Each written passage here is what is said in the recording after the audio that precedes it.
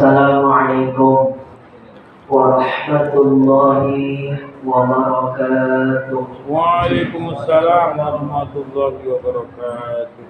Bismillahirrahmanirrahim. Alhamdulillahi rabbil alamin.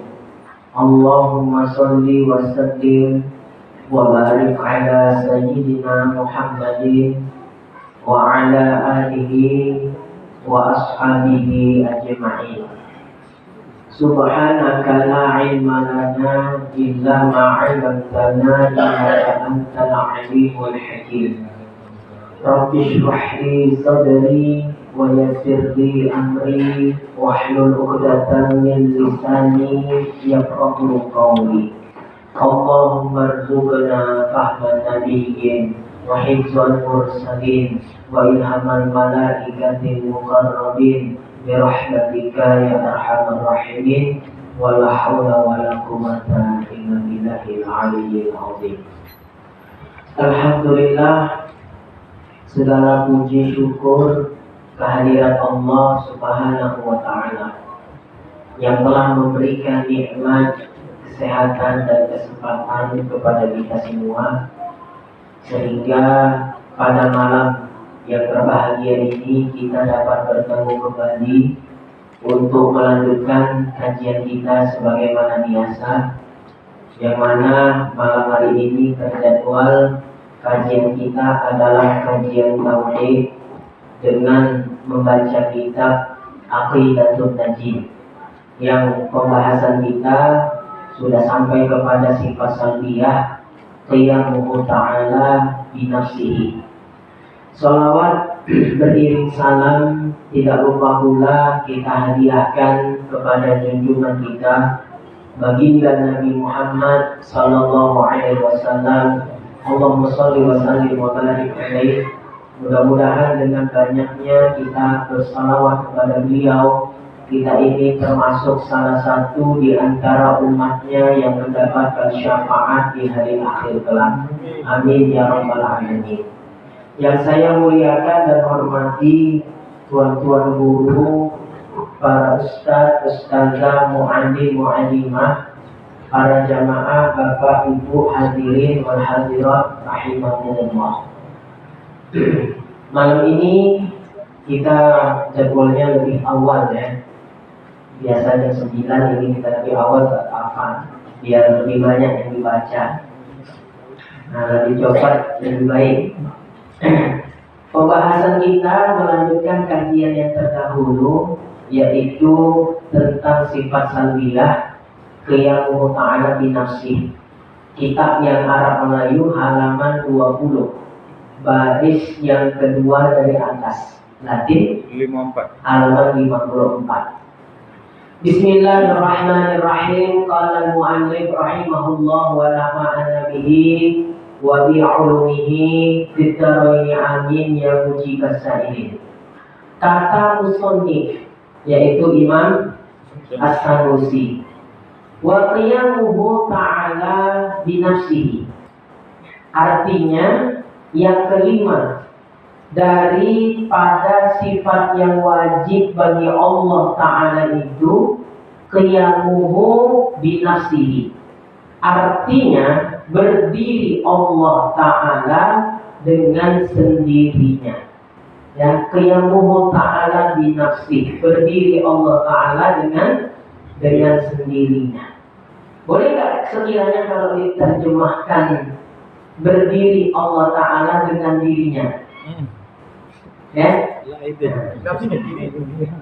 Nafsi Ustaz. Iya kan? Nafsi ya. Cuma bisa tak? Kan gitu. Nah, ini mau kita bahas ya. Jadi ada zat, ada nafs. Zat dan nafs itu sama. Ya, zat dan nafs. Ya, sama, nggak ada bedanya. Nafs itulah zat itulah nafs. Ini yang ingin kita bicarakan dulu, binafsinya dulu. Berdiri Allah Ta'ala dengan zatnya, dengan dirinya. Ya, kalau di sini dengan sendirinya. Itu adalah makna yang maklum. berdiri Allah Ta'ala dengan sendirinya itu memang sudah lama kita kenal. Biasa. Sudah biasa dan lazim. Nah, kemana misalnya qiyamuhu ta'ala bi nafsi ini diartikan berdiri Allah Ta'ala dengan dirinya, dengan zatnya. Ya bisa juga. Ya, sama tuh. Ya, jadi nafs dengan zat diri. Nafs itu kan diri. Ya, diri itu ya zat. Kan ada bedanya antara nafs dengan zat. Zat itulah nafs. Nafs itulah zat. Cuma di dalam bahasa Arab, ya, kalau ditanya tadi mana dalil yang menyatakan kalau sekiranya ya zat itu sama dengan nafs. Allah Subhanahu wa Ta'ala berfirman, kataba rabbukum ala nafsihi rahmah. Telah ditentukan Allah, ya telah ditentukan Tuhan kamu sekalian atas dirinya akan rahmat. Atas dirinya akan rahmat. Nah, ayat ini menjadi dalil ya bahwa zat dan nafs itu sama. Jadi ketika qiyamuhu ta'ala bi nafsi, berdiri Allah Ta'ala dengan zatnya, boleh. Berdiri Allah Ta'ala dengan dirinya, boleh. Berdiri Allah Ta'ala dengan sendirinya, boleh. Cuma yang lazim yang mana? Berdiri Allah Ta'ala dengan sendirinya. Nafs, ya. Nah, dalilnya kata rabbukum ala nafsihi rahmah. Itu di dalam Al-Quran. Tapi di dalam bahasa Arab, kata-kata nafs ini bisa diartikan dengan beberapa makna. Nah, tergantung pasangannya dia. Kalau di qiyamuhu ta'ala bi nafsi, ya udah jelas nafs di situ artinya zat.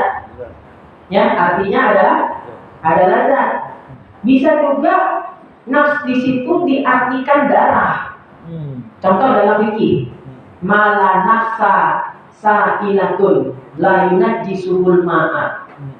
Hewan yang darahnya tidak mengalir, bangkai hewan yang darahnya tidak mengalir, maka tidaklah menajiskan air selama tidak berubah sifat-sifat air. Nah, itu kan ibaratnya apa? Mala nafsa sa'ilatun. Mala nafsa, nafs juga di situ. Tapi nafs di sini bukan diartikan zat, bukan diartikan diri, tapi nafs di sini diartikan adalah darah. Kan sering kita jumpa kalimat ini di dalam fikih.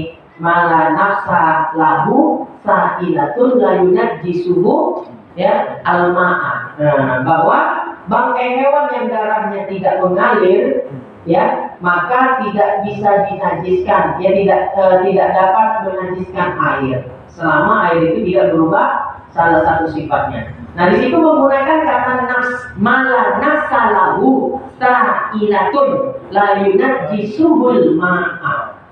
Ada kata-kata nafs. Tapi nafs di sini bukan artinya diri, bukan artinya zat, ya, bukan artinya itu, tapi nafs di sini artinya adalah darah. Makanya kita lihat pasangannya kemana dia. Nah, terkadang di dalam bahasa Arab bisa juga nafs itu artinya hidup. Ya, artinya hidup. Fulanun la nafsalahu. Si fulan bukan diartikan darah di sini. Ya, fulanun la nafsalahu. Si fulan tidak ada hidup baginya. Ya, si fulan tidak ada darah, bukan darah. Nah, di sini nafs artinya adalah hidup. Ya, nah, fulanun la nafsalahu. Nah, dan bisa diartikan sebagai hidup. Nah, kemudian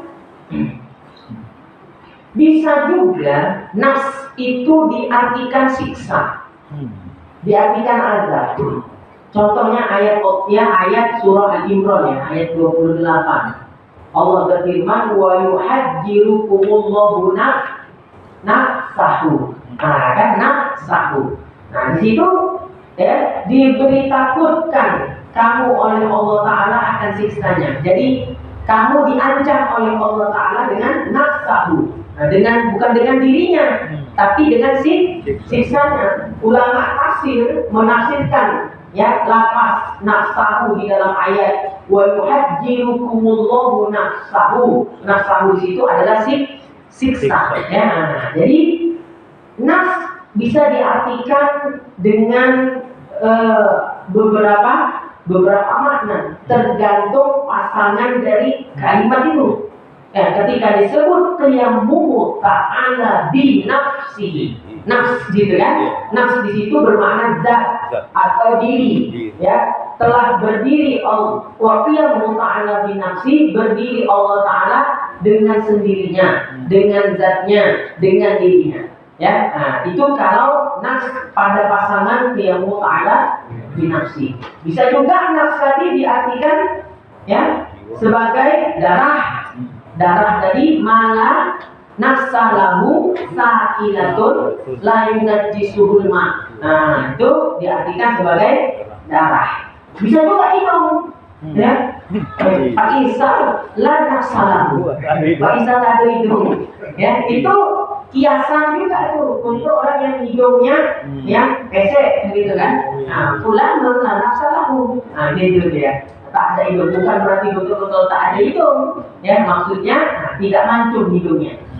Bisa juga diartikan azab, siksa. Wa yuhajjirukumullahu nafsah. Nah, jadi tinggal dilihat redaksinya. Maka kesimpulannya, bolehkah diartikan qiyamuhu ta'ala bi nafsi dengan arti berdiri Allah Ta'ala dengan zatnya? Boleh. Berdiri Allah Ta'ala dengan dirinya? Boleh. Dengan sendirinya? Boleh. Cuma yang lazim di kitab-kitab tauhid kita temukan dengan makna qiyamuhu ta'ala bi nafsi, berdiri Allah Ta'ala dengan sendirinya. Ya, sampai sini bisa dipahami ya. Nah, kemudian dan telah mentafsir oleh musannif akan makna qiyamuhu bi nafsihi itu dengan katanya ay la yaftaqiru ila mahallin wala ila mukhassisin. Artinya tiada berkehendak ia kepada zat dan tiada berkehendak ia kepada fa'il yang menjadikan dia. Nah, jadi qiyamuhu ta'ala bi nafsih itu taswirnya dua, maknanya dua. Yang pertama la yaftaqiru ila mahallin, bahwa Allah tidak butuh tempat. Ya. Yang kedua wala ila mukhassisin, dan Allah tidak butuh mukhassis. Nah, tempat di sini disebut oleh musannif, ya, disebutkan tempat di sini oleh penyusun kitab Aqidatun Najim sebagai zat, dan mukhassis itu adalah fa'il. Kenapa disebut fa'il? Kepada fa'il yang menjadikan. Fa'il itu kan pelaku, ya, nah, pelaku daripada perbuatan. Nah, dan tiada sah ia berdiri dengan sendiri, sama ada sifat qadim atau sifat baru. Dan demikian lagi diambil daripada kita tiada berkehendak kepada fa'il itu lazim ia qadim, bukan ia baharu, karena yang berkehendak kepada fa'il itu segala yang baharu. Qiyamuhu ta'ala bi nafsih dimaknakan dengan dua makna. Pertama tadi la yaftaqiru ila mahalli, dia tidak berhajat kepada mahal. Mahal di sini artinya tempat. Tapi jangan kita pahami tempat yang betul-betul tempat. Seperti misalnya kita katakan Allah Ta'ala bersemayam di atas arasy, berarti bertempat di atas arasy. Mahal di sini bukan itu maksudnya. Ya, di sini disebutkan mahal tempat, bukan hakikat tempat sebenar-benar tempat yang kita pahami. Tapi mahal di sini maksudnya adalah Allah itu zat, bukan sifat. Kalau Allah sifat, Allah butuh kepada zat untuk bertempat pada zat itu. Jadi jangan dipahami mahal tempat di sini tempat secara hakikat. Jadi misalnya gini ya, misalnya Ustaz, saya ketemu orang Wahabi. Nah, rupanya ketemu orang Wahabi. kata mereka Allah Ta'ala bersemayam di atas arash. Nah sementara kita kan berkeyakinan Allah tidak bertempat. Dari sifat apa kira-kira untuk kita membantah pemahaman dari Wahabi tersebut? Kalau dikatakan, oh ambil dari sifat qiyamuhu ta'ala binafsi. Ya, kenapa? Karena qiyamuhu binafsi maknanya layak taqiru ila mahadin. Allah tidak berhajat kepada tempat. Kurang pas. Karena mahal di sini bukan sebenar-benar tempat. Tapi mahal di sini menegaskan bahwa Allah itu zat. Ya, bukan sifat. Ya, makanya dia dikatakan tidak butuh tempat karena yang butuh tempat adalah sifat. Zat tidak butuh tempat. Jadi arah pembicaraan mahal di situ ke situ dia. Ya, menafikan bahwa Allah itu sifat. Ke situ arahnya, bukan menafikan tempat sebenar-benar tempat bagi zat Allah. Makanya gini, kalau ada orang ingin membantah akidah Wahabi yang mengatakan Allah Ta'ala bersemayam di atas aras, dia mengambil dari sifat qiyamuhu binafsi, oh itu masih pemula itu. Tapi kalau orang yang betul paham tentang aqaidul iman 50 ini, dia tidak mengambilnya daripada sifat qiyamuhu ta'ala binafsi, tapi mengambil dari sifat mukhalafah. Nah, jelas itu kira-kira ya. Dari sifat mukhalafatuhu ta'ala lil hawadits. Ya walaupun di sini disebut tempat, tapi bukan tempat yang begitu dipahami Wahabi, itu bukan. Ya, tempat di sini arahnya kepada sifat dan zat. Ya, jadi maksudnya Allah tidak butuh tempat. Ya, ini menafikan Allah itu bukan sifat. Gitu dia ceritanya. Ya, menafikan Allah bukan sifat. Karena yang butuh tempat adalah sifat. Jadi Allah itu Allah zat. Ya, Allah zat. Nah, makanya qiyamuhu ta'ala binafsi. Allah berdiri dengan zatnya, berdiri dengan dirinya, berdiri dengan sendirinya. Sementara sifat tidak dapat berdiri dengan sendirinya, tidak dapat berdiri dengan sifatnya. Pasti, ya, dia berhajat kepada zat. Ya, nah, jelas ya kira-kira ya. Nah, jadi qiyamuhu ta'ala binafsi itu bisa diartikan ya Allah Ta'ala berdiri dengan sendirinya, berdiri dengan zatnya, berdiri dengan dirinya. Dan nafs dalam bahasa Arab itu banyak makna. Makanya istiwa Ar-Rahmanu 'alal 'arsy istawa. Ya, kalau orang Wahabi langsung diartikan istiwa itu bersemayam. Padahal istiwa di dalam bahasa Arab maknanya bukan hanya bersemayam. Sebagaimana nafs, satu kata itu nafs, tapi memiliki banyak makna. Sebagaimana istiwa itu satu kata, satu lapas, tapi maknanya banyak. Bisa diartikan bersemayam, bisa diartikan menguasai, tergantung redaksinya, pasangan kalimatnya. Jadi Ar-Rahmanu 'alal 'arsy istawa, Allah yang bersifat Rahman menguasai arasy. Ya bukan bersemayam di atas aras, karena makna bersemayam itu tidak layak dinisbahkan kepada zat Allah Subhanahu wa ta'ala. Sampai sini bisa dipahami ya? Jadi qiyamuhu ta'ala binafsi, makna yang pertama layak taqiru ila mahadin. Tapi mahal di sini, tempat di sini bukan menunjukkan tempat sebenar-benar tempat. Kita bertempat nggak sekarang? Bertempat bukan tempat yang sebenar tempat begini maksudnya bukan. Tapi mahal di sini adalah menafikan bahwa Allah itu bukan sifat, tapi Allah adalah zat. Ya, kenapa kok disebut tempat? Kenapa nggak langsung aja zat? Allah itu bukan sifat. Nanti kalau langsung disebut Allah bukan sifat, maka bisa juga nanti ternafilah sifat-sifat Allah. Jadi ulama tauhid menghindari langsung penerapan kalimat Allah bukan sifat, tapi menyebutnya dengan mahal untuk menghindari ya makna menjurus kepada penafian sifat-sifat Allah. Gitu maksudnya. Nah, jadi cerdas betul nih ulama-ulama ahli kalam ini. Ya, nah, jadi kan kita kalau nggak mau repot, kok kenapa usah disebut mahal? Langsung aja kenapa? Allah itu bukan sifat, Allah adalah zat. Ya, kenapa harus disebutkan layak yakimu ila mahalin? Ya, malah makin repot. Justru disebutlah ila layak taqiru ila mahalin. Ini menyelamatkan akidah orang-orang awam. Ya, untuk menyelamatkan akidah orang-orang awam supaya mereka tidak mengira bahwa Allah Ta'ala tidak memiliki sifat-sifat. Nah, makanya dipilihlah layak takiru ila mahadin. Ya, nggak langsung Allah bukan sifat, Allah adalah zat. Kan bisa aja nanti tertangkap Allah bukan sifat. Tiba-tiba ada yang bilang Allah punya sifat wajib. Oh, gimana?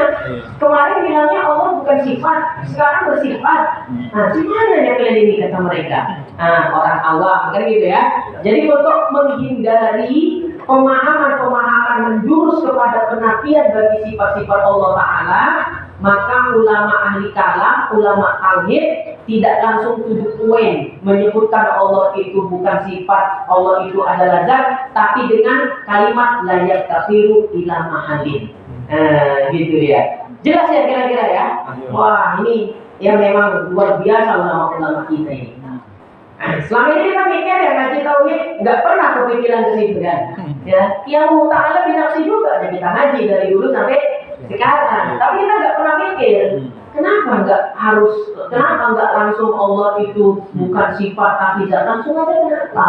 Kenapa pakai istilah layak yakiru ila mahalin? Nah, ternyata hadirin hikmahnya ulama tidak langsung kepada kalimat tersebut, takut merusak akidahnya orang awam. Nanti disangka, dikira, diduga oleh orang awam bahwa ternafilah sifat-sifat bagi Allah. Jadi untuk menghindari pemahaman begitu, layak tafiru ila mahalinlah kalimat yang dipilih. Ya. Tapi kenapa kok tempat yang disebut Ustaz mahal? Ya iyalah, karena yang butuh tempat adalah sifat. Ya, sifat tidak bisa berdiri sendiri, harus menopang kepada zat. Itu ya. Sifat tidak bisa berdiri sendiri, ya sifat berdiri pada zat. Seperti itu ya. Makanya disebutlah mahal. Jadi dua di sini ya. Kesimpulan yang harus kita pahami. Kalau selama ini mahal yang kita sebut di sini layak tafiru ila mahalin, kalau selama ini kita memahami makna mahal sebagai tempat, sebenar-benar hakikat tempat, itu direvisi pemahaman yang seperti itu. Jelas ya kira-kira ya? Bukan begitu. Ya. Yang kedua, ya bahwa kenapa tidak langsung disebutkan Allah itu adalah zat bukan sifat? Kenapa dengan istilah layak tafiru ila mahalin? Maka jawabannya hikmahnya untuk menyelamatkan akidahnya orang awam. Jangan sampai mereka menafikan sifat-sifat Allah, padahal sifat-sifat Allah itu wajib adanya. Nanti kan rusak jadi iman mereka. Jadi demi menyelamatkan akidahnya orang-orang awam, orang-orang yang baru belajar ilmu tauhid, maka ulama tidak langsung menyebutkan Allah adalah zat, Allah bukan sifat, tapi menggantinya dengan istilah layak tafiru ila mahalin. Tapi ya arahnya ke situ juga. Kenapa mahal? Kenapa tempat? Kan gitu. Ya, karena yang butuh tempat adalah sifat. Jadi menegaskan Allah bukan sifat, gitu ya. Allah adalah, dan kan sama juga dia. Tapi cara yang seperti ini lebih aman, ya, untuk orang-orang awam. Paham? Insya Allah. Nah, kalau masih sifat salbiyah, masih dapat, ya kan? Tapi kalau udah masuk sifat ma'ani, bawa bodrek satu papan, ya. Saya nggak tanggung jawab, ya. Ini dari yang mau binaksi, kejap lagi wahdaniyah. Habis wahdaniyah, masuklah kita sifat, ya ma'ani. Mungkin yang kita kalau boleh milih, udah Ustaz, bisa nggak usah dibahas sifat ma'ani, lompat aja, gitu kan? Cuma namanya mau ngaji, ya, mau alim ya, mau nggak mau harus dijalani. Hidup ini ya gitulah, ya susah nggak susah, enak nggak enak, jalanin aja. Terlaluinya nanti yang nggak enak itu. Sama kalau kita lalui sifat ma'ani, lama-lama habisnya sifat ma'ani itu nggak selesai kan gitu kan. Nah, Jadi jangan terlalu berlarut-larut di dalam kesedihan dalam urusan perkara dunia, karena ya nggak lama itu kesusahan dunia itu sebentar. Ya, yang penting sabar. Ya, Allah. Dah, itu makna yang pertama dari qiyamuhu ta'ala bi nafsi. Yang kedua wala ila mukhassisin. Makna yang kedua, taswir yang kedua dari qiyamuhu ta'ala bi nafsi, wala ila mukhassisin, bahwa Allah tidak berhajat kepada mukhasis atau fa'il. Maksudnya apa? Zat yang menjadikan dia. Ya kalau Allah Ta'ala berhajat kepada mukhasis, kepada fa'il yang menciptakan dia, berarti Allah sama macam kita, yaitu baharu. Sementara telah tegak dalil kidamnya Allah Subhanahu wa Ta'ala.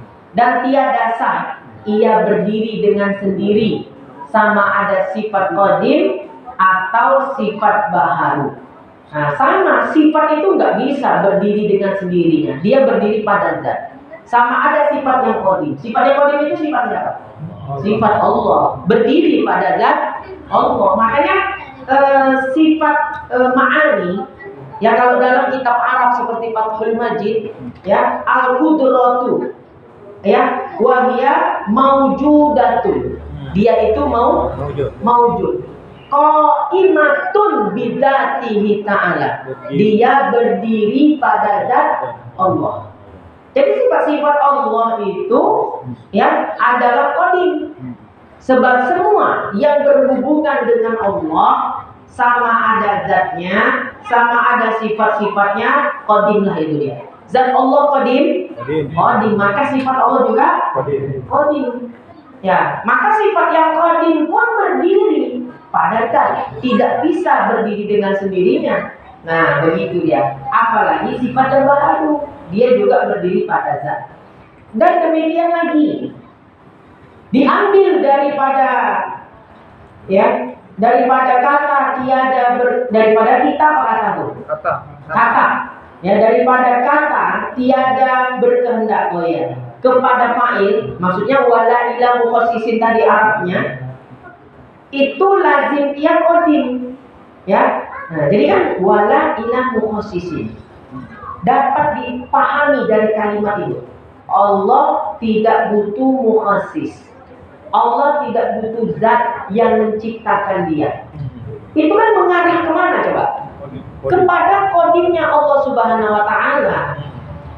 Ya iyalah, kalaulah Allah itu berhajat kepada zat yang menciptakan dia, berarti tidaklah Allah itu qadim. Allah adalah baharu. Makanya demikian lagi diambil daripada kata tiada berkehendak kepada fa'il itu, lazim ia qadim, bukan ia baharu. Karena yang berkehendak kepada fa'il itu segala yang baharu. Nah, jadi sifat qiyamuhu ta'ala binafsih, ya, menafikan dua. Kemarin ada nafi, ada manfi. Kembali kita ulang. Manfi, ada nafi, ada manfi. Nafi itu yang dinafikan, manfi itu yang menafikan. Ini dalam istilah tauhid. Ya, jadi jangan sampai salah atau nggak tahu membedakan nafi, manfi, adam. Ya, jangan sampai nggak tahu membedakan ketiga ini. Nafi, manfi, adam. Kalau nafi itu yang dinafikan, manfi yang menafikan. Jadi sifat-sifat salbiyah menafikan segala sesuatu yang tidak layak bagi zat Allah. Maka sifat salbiyah semuanya itu manfi. Apa yang dinafikan dengan sifat-sifat salbiyah? Segala sesuatu yang tidak layak bagi zat Allah, yang tidak layak adanya bagi zat Allah, itulah nafi. Contoh ya, qiyamuhu ta'ala binafsi. Apa yang dinafikan dia? Berdiri dengan yang lain. Dua yang dinafikan sifat qiyamuhu binafsi. Yang pertama, layak taqiru ila mahali. Allah tidak berhajat kepada tempat. Satu. Yang kedua, wala ila mukhassisin. Allah tidak berhajat kepada mukhasis, zat yang menciptakannya. Berarti sifat qiyamu ta'ala binafsi menafikan berapa hal? Dua. Mahal dan mukhasis. Apa yang dinafikan oleh qiyamu binafsi? Mahal dan mukhasis. Maka kalau saya tanya, mana yang nafi, mana yang manfi? Manfi qiyamu ta'ala. Nah, betul. Manfi qiyamu ta'ala binafsi yang menafikan. Apa yang dinafikan? Yang layak. Mahal, mukhasis. Ya, ternafikah mahal dari Allah Ta'ala? Ternafikah mahal tempat dari Allah Ta'ala? Ternafi. Ternafikah mukhasis bagi zat Allah Ta'ala? Ternafi. Ya udah nafi. Jadi mahal, mukhasis, nafi. Dengan apa keduanya ini ternafikan dia? Qiyamu binafsi. Ya udah qiyamu namanya manfi. Nah, kemudian Adam. Adam ini masih bagian sifat salbiah. Adam, Nabi, manfi. Tiga-tiganya ini terikat dengan sifat salbiah. Cuma beda. Nabi, manfi udah paham.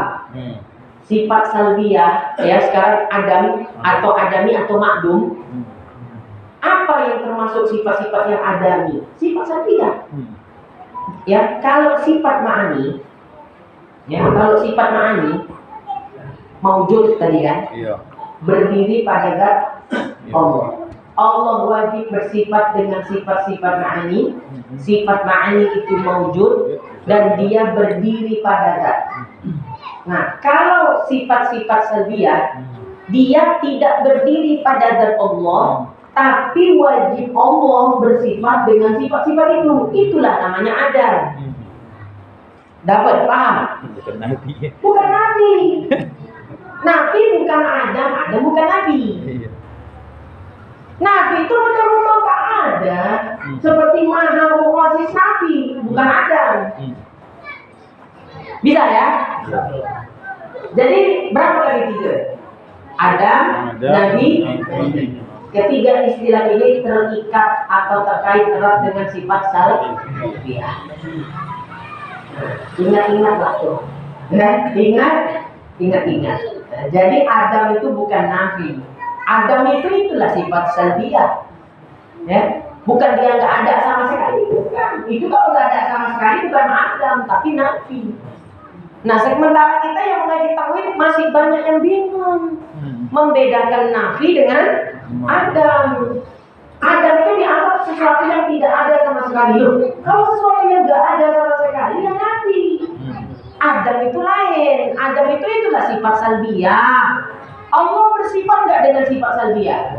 Wajib Allah bersifat dengan sifat-sifat salbiah. Tapi sifat salbiah tidak berdiri pada zat sebagaimana sifat ma'ani. Udah ya? Paham juga? Itulah namanya Adam. Jadi semua sifat daripada sifat salbiah disebut juga sifat adami.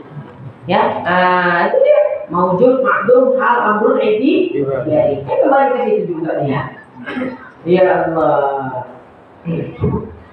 Lanjut Ustaz. Bapak tahu usah balik.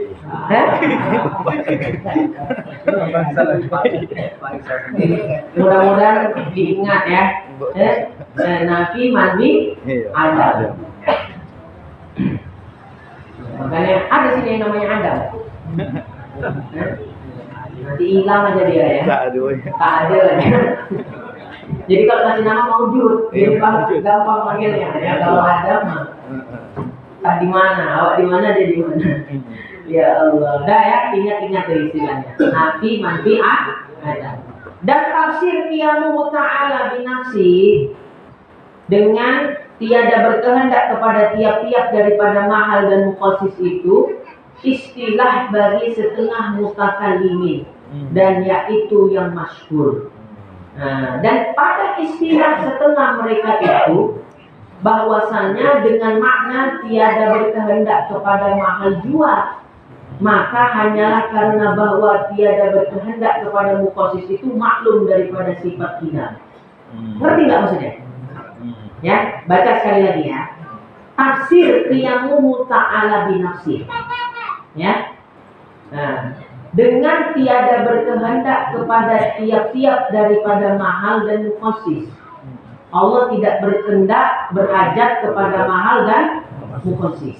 Ini istilah yang digunakan sebagian ulama ahli kalam. Dan ini yang masyhur kan? Iya. Ya, qiyamu ta'ala bi nafsi. Qiyamu ta'ala bi nafsi dimaknai apa? Allah tidak berhajat kepada mahal tempat. Allah tidak berhajat kepada mukhasis.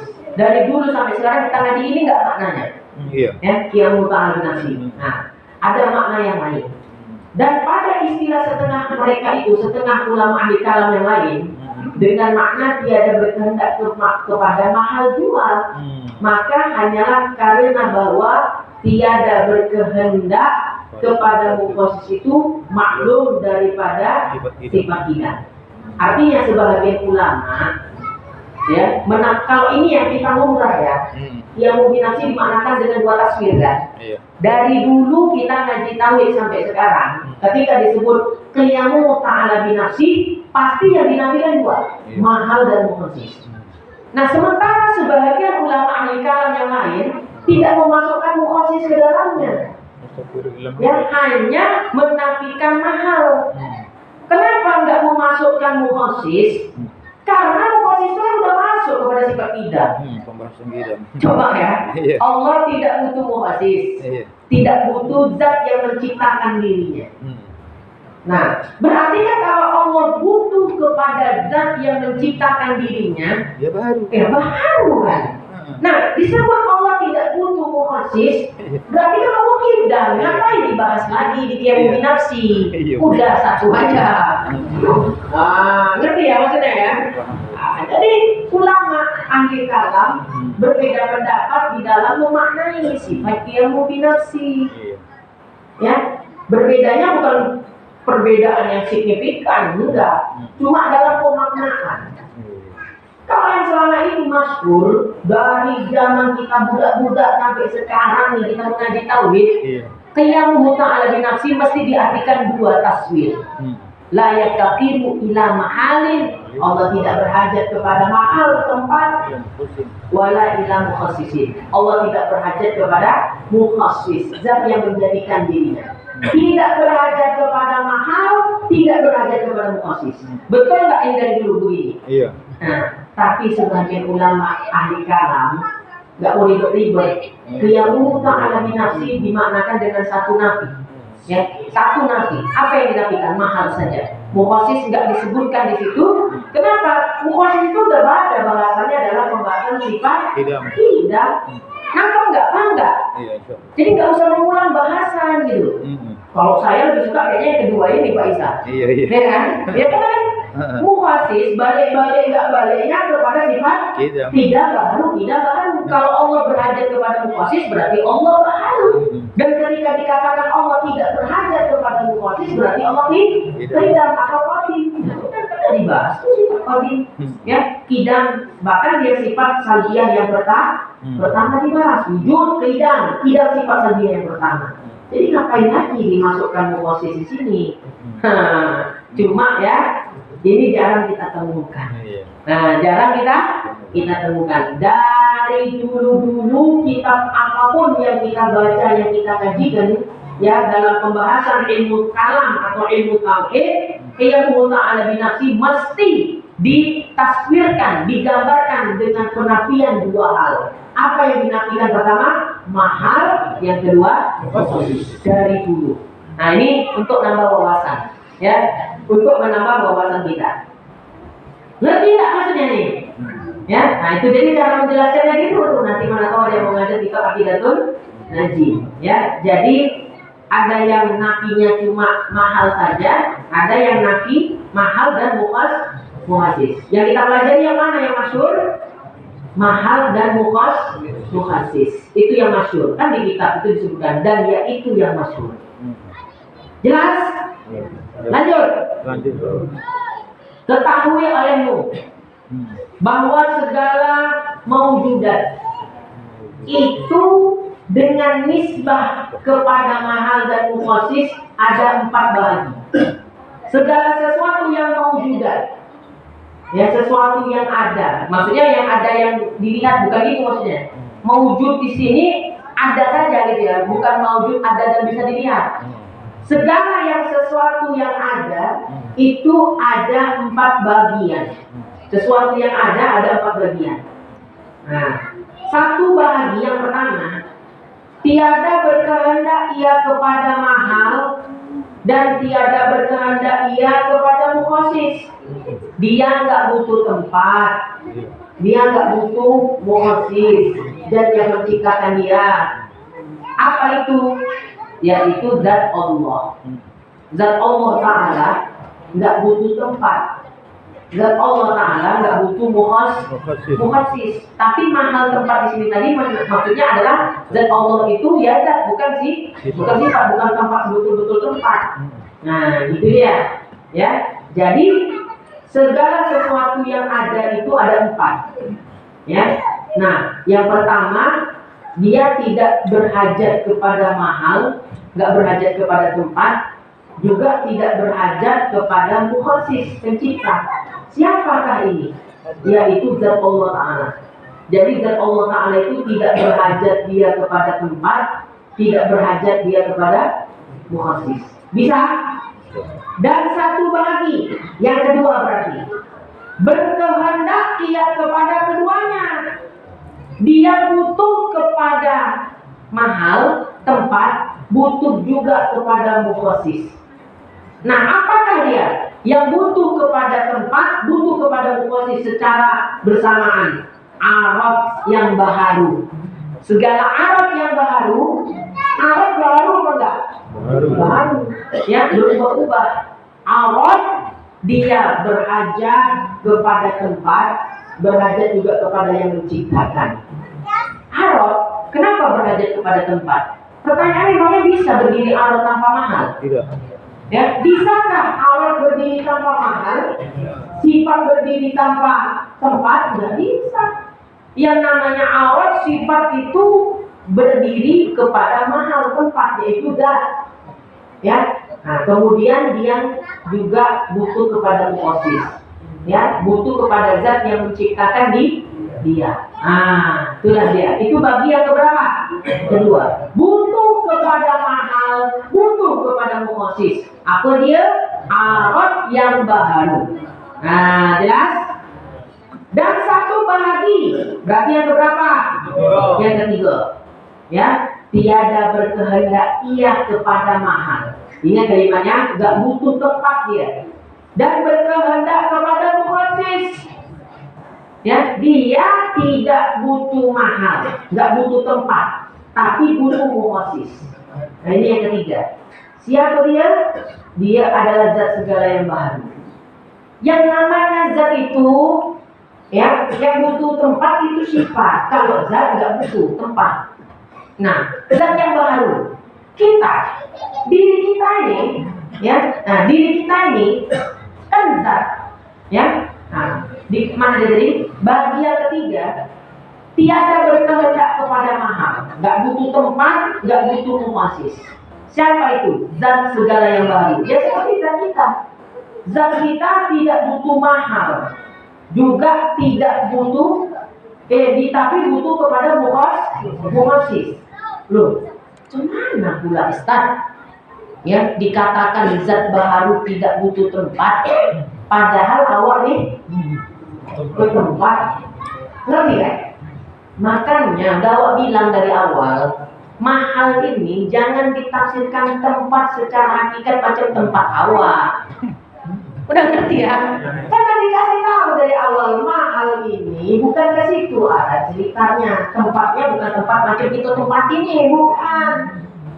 Ya, nah, mahal itu zat. Masa kita berhajat kepada zat-zat, berdiri pada zat? Tidak mungkin. Ya, yang butuh tempat untuk bertempat kepadanya itu sifat. Diri kita ini zat apa sifat? Itu aja kembalinya. Diri kita ini dari ujung rambut sampai ujung kaki, sifat apa zat? Ya udah, makanya kita nggak butuh mahal, nggak butuh tempat karena kita zat. Kalau ada yang bilang dari ujung rambut sampai ujung kaki itu sifat, nah berarti dia butuh kepada mahal. Lain sendiri orang tuh. Lain sendiri, hebat. Ngerti ya maksudnya ya? Jadi jangan bingung. Dikatakan dalam kitab ini kita tidak butuh tempat, tapi bertempat nyawa Pak Isa di sini. Gimana memahaminya? Kan udah Wak bilang dari awal, mahal di situ bukan tempat secara hakikat. Mahal di situ maksudnya zat. Kesimpulannya kan sederhana. Dari ujung rambut sampai ujung kaki, diri kita ini dinamakan sifat apa zat? Zat. Ya, makanya kita tidak butuh tempat, tidak butuh mahal. Ya, yang butuh mahal adalah sifat. Kalau dikatakan ujung rambut sampai ujung kaki, ini apa sifat? Sifat. Nah, itu berarti dia butuh kepada mahal. Ya, nah, carilah tempat untuk berdiri pada zat. Nah, barulah pening sendiri letak dia kan. Nah, itulah dia. Jadi sebenarnya nggak ada yang bertentangan. Ya, sepintas ketika disebutkan tiada berhajat kepada mahal, nggak butuh tempat, tapi butuh mukhosis. Siapa dia? Zat yang baharu. Itu tadi menimbulkan kebingungan. Zat yang baharu berarti diri kita lah kita yang ialah diri kita. Kenapa pula dibilang di kitab ini tidak butuh tempat, sementara waktu sekarang bertempat di musola nih? Aduh, makanya nggak usah lah di sifat 20 start bikin gila. Tengoklah tuh, dibilangnya kita tidak butuh tempat, padahal awak bertempat. Nah itulah dia, makanya ya ingat pembahasan yang dari awal. Mahal di situ bukan tempat secara hakikat, tapi mahal bermakna zat. Pokoknya sederhanakan saja pertanyaannya. Diri kita nih, nafsnya kita dari ujung rambut sampai ujung kaki dinamakan zat apa sifat? Zat. Ya sudah. Makanya kita nggak butuh mahal. Yang butuh tempat adalah sifat. Itulah larinya ke situ dia. Makanya dikatakan tidak berhajat kepada tempat, tapi berhajat kepada mukhasis. Nah diri kita berhajat nggak kepada mahal? Coba. Diri kita berhajat tidak kepada mahal. Tidak. Ya udah dijelaskan tadi kan, tidak berhajat diri kita kepada mahal. Ya karena diri ini kan zat. Yang berhajat kepada mahal itu sifat. Makanya pertanyaan saya tadi mudah. Kita nih dari ujung rambut sampai ujung kaki dinamakan zat apa sifat? Zat. Ya udah jelas, nggak butuh mahal. Tapi ketika dikatakan dari ujung rambut sampai ujung kaki kita dinamakan zat sifat-sifat, nah berarti butuh kepada mahal. Nah, pemahaman yang benar diri kita ini dikatakan zat apa sifat? Zat kan? Makanya tidak butuh mahal. Udah paham itu? Tapi butuh mukhasis. Menjadikan. Ya. Nah, lihat kan itu baru. Pastilah butuh fa'il yang menjadikan kita. Butuh zat yang menjadikan diri kita. Bisa dipahami? Insya Allah. Mungkin ya Pak Isa nih kalau model ngaji tauhid mengharap semua orang paham. Guru nggak ada yang mengajar. Betul. Makanya guru tauhid itu pasrah juga harus kepada Allah. Namanya guru tauhid, serahkan semuanya kepada Allah. Yang penting aku mengajar. Paham nggak paham Allah Taala itu. Kalau aku berharap paham, nggak usah ngajar tauhid. Ya, dia ngajar tauhid, tapi kalau ada muridnya paham, enggak, memang aku balik aja ke sana, nggak usah ngajar ngajar paham. Betul nggak ngajar tauhid? Ya, guru sehebat apapun menjelaskan, kalau memang kehendak Allah murid tak paham, nggak paham. Makanya gurunya harus paham hakikat itu dia. Ya, makanya guru-guru kita pesan ngajar itu jangan niat untuk menjadikan murid itu pintar. Karena nanti kalau murid itu nggak pinter, ya malah kita nggak ikhlas di dalam mengajar. Udah, ya ngajar itu niatkan aja nasrul ilmi, menyebarluaskan. Jadi paham nggak paham serahkan semua kepada Allah. Iya. Jadi kita katakan bagaimana? Ini masuk mahal ini sedikatkan wadah macam ini adalah kita ini makhluk. Jadi wadahnya nyawa itu makhluk. Badan kita ini sebagai wadah itu. Pendekatan Ustaz. Untuk pendekatan aja mungkin bisa lah, ya. Nah, wadah. Wasilah atau apa gitu. Kalau Tapi lokasi, sulit juga memang. Ya, sulit juga memang. karena kalau lokasi itu kan makna yang awam ini kan tempat. Nah itu tadi makanya saya katakan telah terjadi kesalahan paham. Ya, di mana kesalahan paham? Siapa suruh mengartikan mahal itu tempat yang benar-benar tempat? Di situ inti kesalahannya. Ya kalau sedari awal ketika dikatakan qiyamu ta'ala binafsi la yaqtiru ila mahal, Allah tidak butuh kepada mahal, tapi mahal di sini kan tempat, maksudnya bukan tempat secara hakikat yang kita tempati, tapi mahal di situ bermakna zat. Nah, jadi nggak rancu. Cuma kan mungkin guru-guru dulu nggak menjelaskan tentang perkara ini, karena mungkin nanti ada masanya itu. Ya bukan mereka tak tahu lah, guru-guru dulu tak mungkin orang-orang alim kita yang ngajar-ngajar tahu dulu nggak tahu. Mungkin melihat kondisi murid ini belum, udahlah. Yang penting untuk pemahaman dasar dulu, mahal itu tempat. Makanya saya katakan tadi, ketika datang Wahabi mengatakan Allah bersemayam di atas arasy, tidak sedikit orang yang menghujah ya keyakinan Wahabi tersebut dengan sifat qiyamu binafsi. Karena pada qiyamu binafsi ada taswir tidak butuh kepada tempat. Nah tempat di situ dipahami mereka tempat sebenarnya tempat, padahal nggak cocok yang menolak akidah Wahabi Allah bersemayam di arasy dengan sifat qiyamu binafsi itu kurang tepat, karena mahal di sini bukan tempat sebenarnya tempat. Nah makanya dari awal memang ini rumit, tapi ketika dari awal dijelaskan mahal itu konsepnya begini, nah tergambarlah dia pada amrul iktibari kita. Ya kalau sebatas pendekatan paham bisa dikatakan wadah. Ya, nah, jadi ruh itu berada pada jasad. Jadi ruh itu sifat apa zat? Ini kita ulama ahli kalam ini tentang ruh itu kodim apa baharu? Ya. Wa ma utitum minal ilmi illa qalila. Kita nggak diberikan ilmu tentang ruh kecuali hanya sedikit. Sebetulnya Pak Ustaz, kalau pemahaman mahal ini kan tempat. Iya, terjemahannya. Tapi kalau sini dia bentrok jadi itu. Kalau diartikan tempat betul kan? Nah itu yang saya jelaskan. Kalau mahal itu tempat. Makanya cocok juga lah kata yang tafsiran dari qiyamu ta'ala binafsi. Mahal itu adalah zat. Zat. Kan itu yang saya jelaskan kan? Memang itulah maknanya. Yang mahal itu zat, bukan tempat. Makanya dari dulu akhirnya apa ya namanya? Kesalahan pemahaman ini terus menerus dari generasi ke generasi. Sekarang ini generasi kita nih, udah saya luruskan paham mahal itu yang benar. Mudah-mudahan generasi berikutnya nggak lagi memahamkan mahal itu tempat. Ngerti maksudnya ya? Nah dari generasi kita inilah memahamkan mahal yang sebenarnya itu.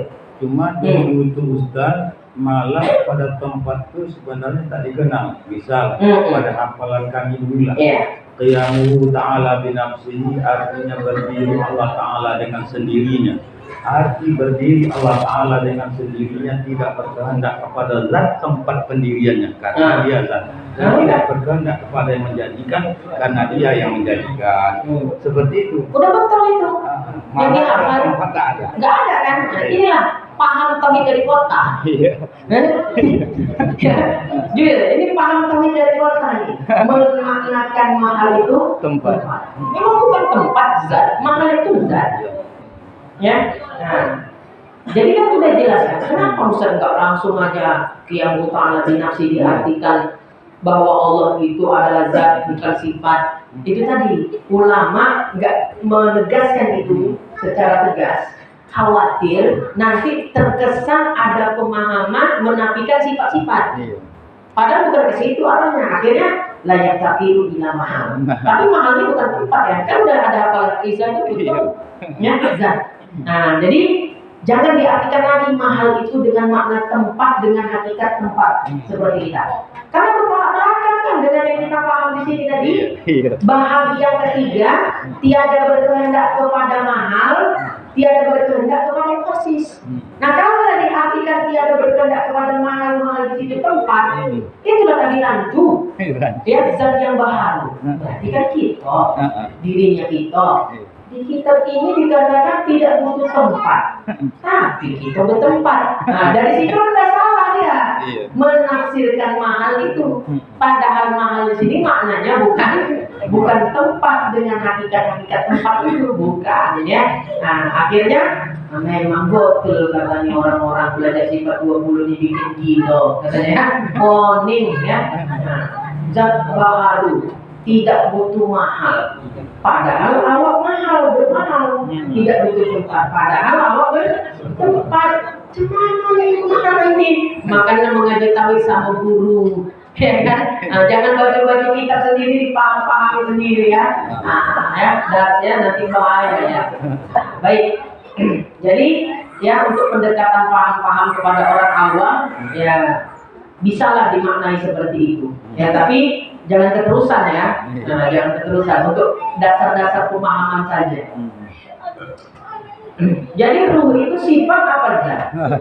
Itu tadi belum selesai. Iya, belum Ustaz. Ruh itu sifat apa zat? Nampak. Tinggal kembali dia kepada paham ruh itu qadim apa bahan. Ketika mengatakan ruh itu adalah baharu, maka ruh itu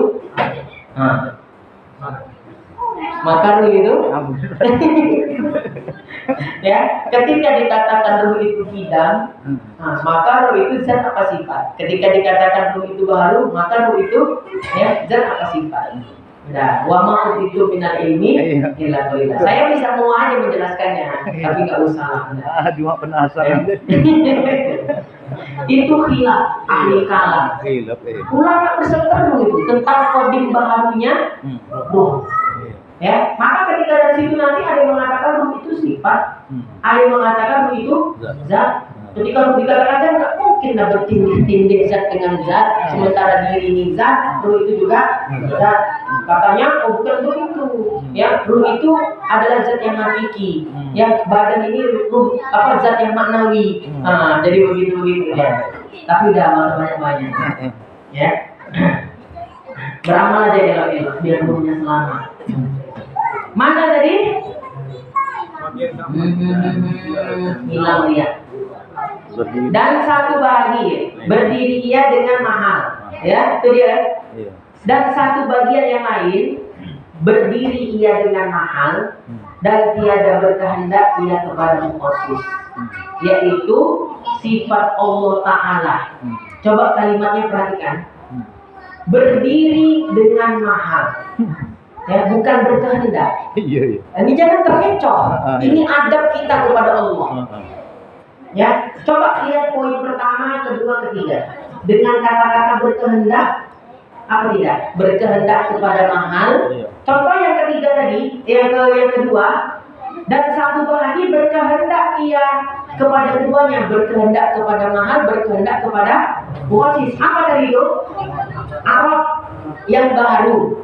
Nah yang bahagi keempat, dia tidak menyebutkan dengan kalimat berkehendak kepada mahal, tapi berdiri pada mahal dan berkehendak, ya mana tadi? Tiada berkehendak. Dan satu lagi berdiri ia dengan mahal, tiada berkehendak kepada mukhasis. Apa nama? Sifat Allah Ta'ala. Ini adab ya. Jadi jangan dikatakan sifat-sifat Allah itu berkehendak kepada zat.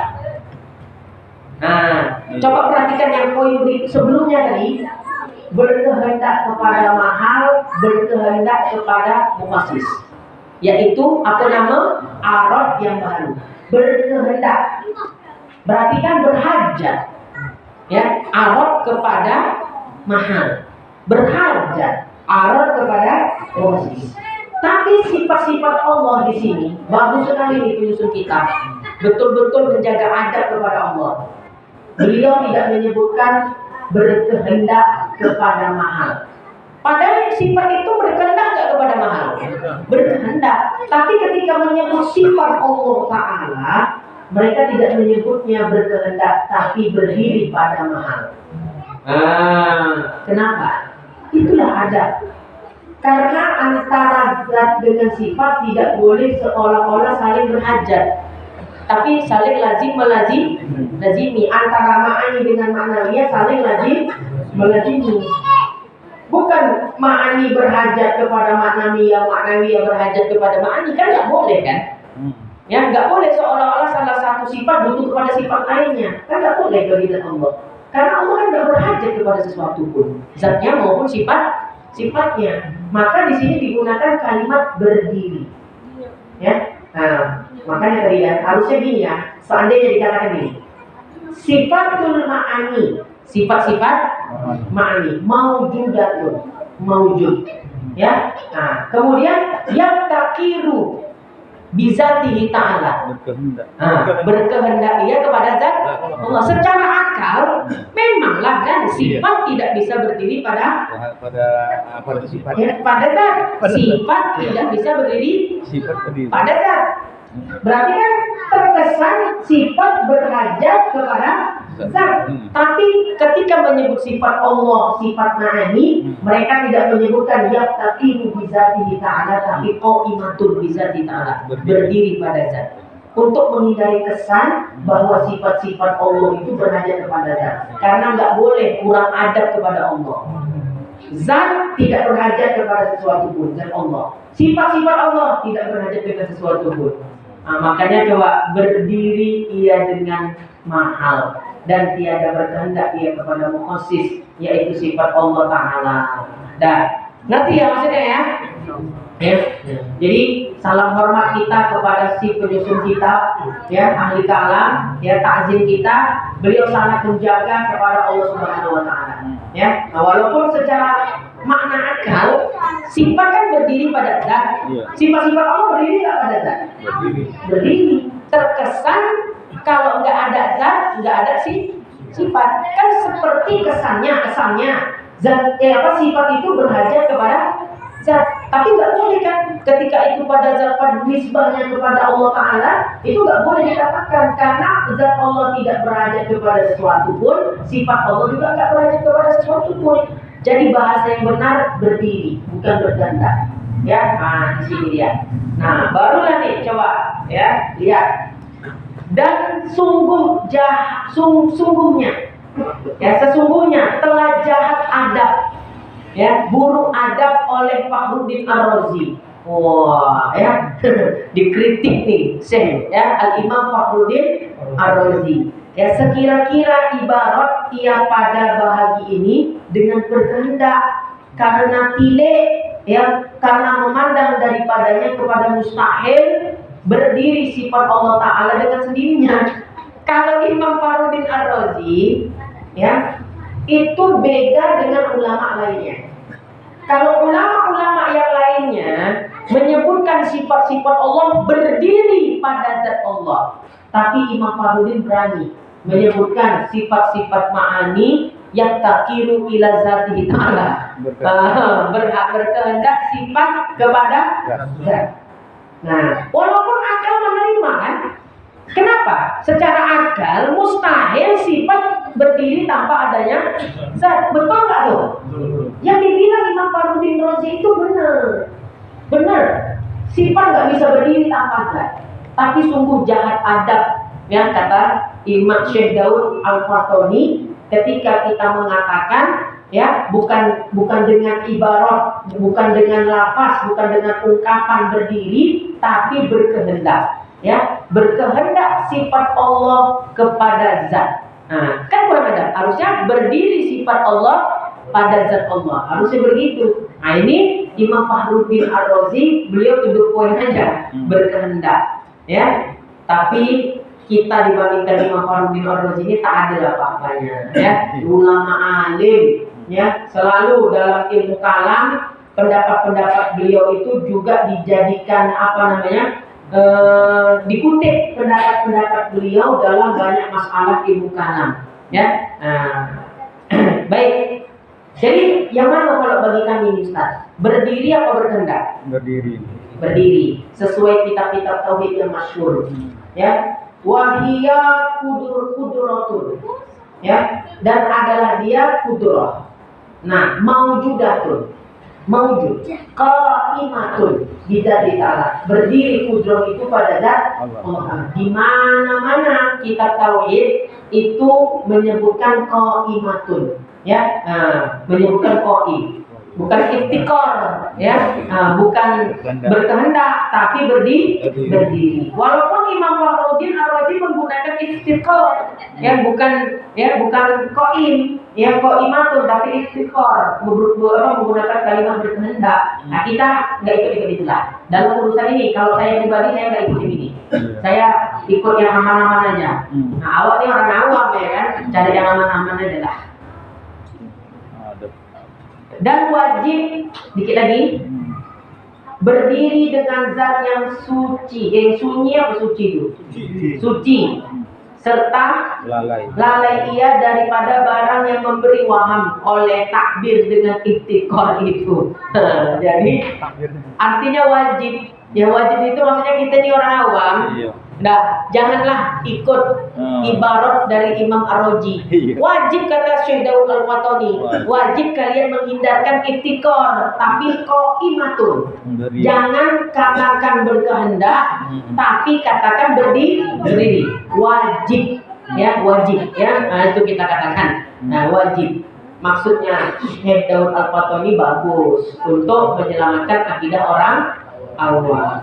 Nah, jadi ulama-ulama ahli kalam ini sayangnya sama kita yang awam-awam nih. Tapi awak nih yang malas mengaji, ya. Nah, dicari istilah-istilah yang enak supaya jangan rusak akidah kita. Ya, layak takiru ila ma'al, enggak langsung. Ya, layak takiru Allah itu sifat, ya, Allah itu zat bukan sifat, tapi menggunakan layak takiru ila mahal. Itu untuk menyelamatkan akidah. Nah, ini juga qaimatun, bukan iftikor, ya, menggunakan kalimat berdiri bukan berkehendak, ya, untuk menyelamatkan akidah kita. Tapi kira-kira kafir enggak? Nih, kalau berani bilang kafir lah Imam Razi. Siapa Pak nih? Cuma ini cari aman gitu ya. Cari aman. Ya, kalau tertib secara aklinya dia bisa ya dipilih pendapat Imam Razi, tapi kan kita cari yang aman-aman aja ya. Kalau kata orang-orang, kalau mau sukses harus berani keluar dari zona aman, dari zona nyaman dan zona aman. Nah, kalau nggak mau kafir cari aman-aman. Nah, itulah kalau kita tahu kebalikannya. Ya, kalau mau sukses kata mereka kan, kita harus berani keluar dari zona nyaman dan zona aman kata mereka. Nah, ini kalau mau nggak kufur, rusak iman, cari yang aman-aman aja udah. Ini dari tauhid, jangan keluar dari zona aman. Ya. Bahaya itu kalau urusan agama. Wallahu a'lam bishawab, ya.